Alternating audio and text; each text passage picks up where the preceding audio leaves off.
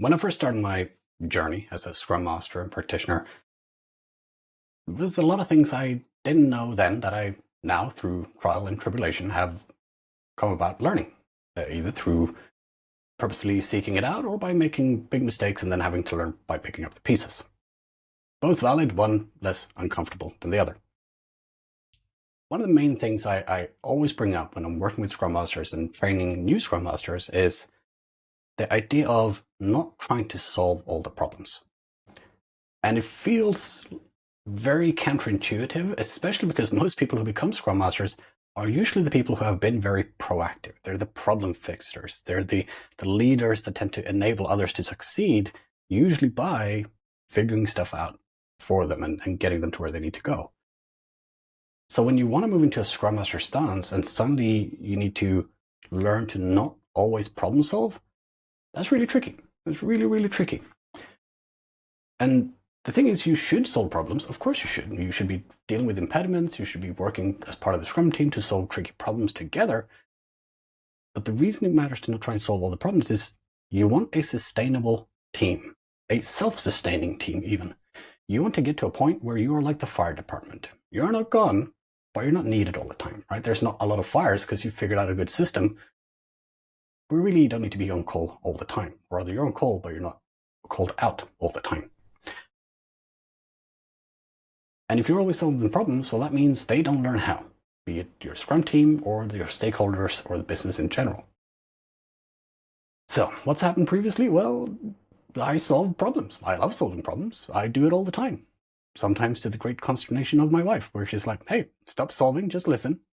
And it's a skill I'm still working on. But it's a skill set we all need to build, right? It's a skill set not just at home, but as a Scrum Master especially, that you need to build, where as you encounter issues, and you will encounter them all day, every day, the trick is to not try and solve it yourself, but to bring it to the right people and let them solve it or solve it together with them. Because otherwise what will happen is a few things. The main thing is probably going to be burnout. If you're always solving problems, you're always doing stuff, what else do you have time for? Certainly not teaching and coaching and mentoring, right? Maybe not even upholding Scrum.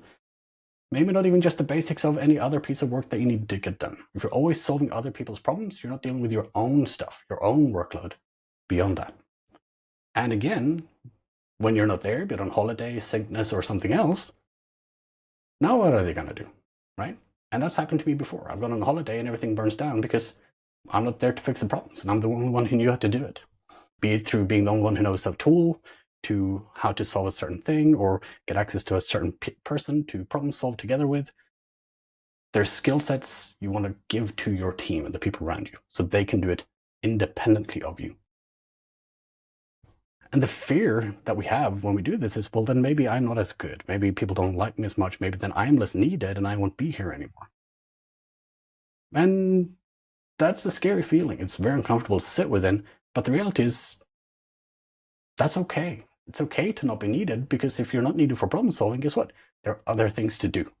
There's so many other things to do in the business. Figuring out value, figuring out planning, helping to better learn Scrum yourself and how all this complexity stuff works and how you can help the business utilize and leverage that for better business agility. But if you're always solving problems, there's no time for that. Another thing that tends to happen is your calendar tends to very quickly fill up. It was not uncommon for me in the beginning to be triple or quadruple booked for each hour of every day, which means, again, I don't have time for anything else. Certainly not observing and listening to the Scrum team and see what they need help with. But it feels great being that busy. And it's learning that, hey, an empty schedule or an emptier schedule for a Scrum Master is actually a better thing, because it means you're actually present and able to observe and help as and when needed. So what changes have I applied? Would I apply? What kind of wisdom can I share? And is it something I still have to work with? Yeah, there's a few things I can share, and it is certainly something I'm still working with.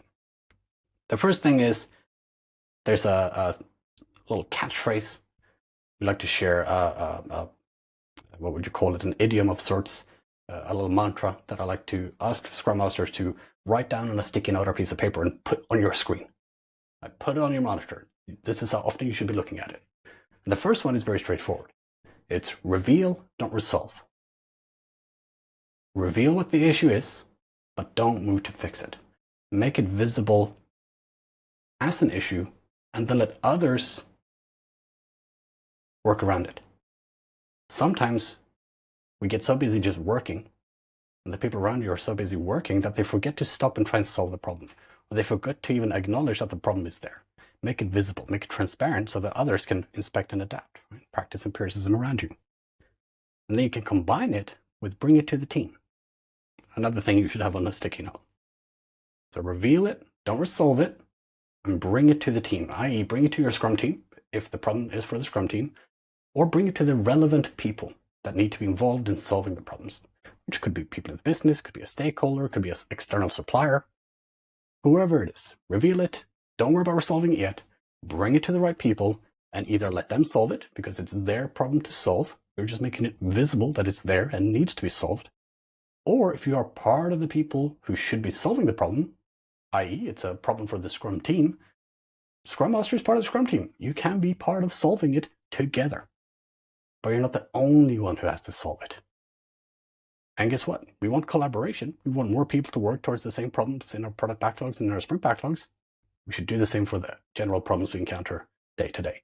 More people collaborating, more diversity in our problem solving leads to better solutions for our problems. So don't worry about solving it yourself. Work with others and you get better solutions and you get a more self-sustaining independent team, which is a good thing because it means you get to go on holiday without everything burning down. Do I still worry about it? Yes, I do. I am still terrible at delegating work and asking others for help.